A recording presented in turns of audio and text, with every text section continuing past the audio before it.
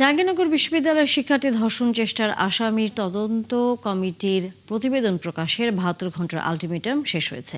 তবে এই ঘটনার সুষ্ঠু বিচার না হওয়ায় মৌন মিছিল করেছে শিক্ষার্থীরা।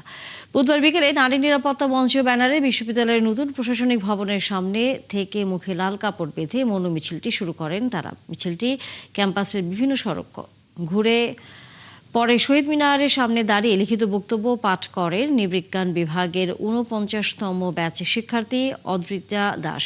এ সময় অবিলম্বে আসামিকে গ্রেফতারের পাশাপাশি ক্যাম্পাসের নিরাপত্তা নিশ্চিতের দাবি জানান তিনি। এছাড়া আসামির বিরুদ্ধে কোনো ব্যবস্থা না নেয়ায় তারা প্রশাসনের সাথে আলোচনা করার কথা জানান। পাশাপাশি সুষ্ঠু বিচার না হওয়া পর্যন্ত আন্দোলন চালিয়ে যাওয়ার ঘোষণাও দেন শিক্ষার্থীরা। আমরা প্রশাসনের সাথে গঠনমূলক আলোচনায় আগ্রহী, কিন্তু আলোচনা ফলপ্রসূ হতে হলে প্রশাসনকে তার ব্যর্থতা স্বীকার করতে হবে এবং সুনির্দিষ্ট সময়বদ্ধ পদক্ষেপ নিতে হবে।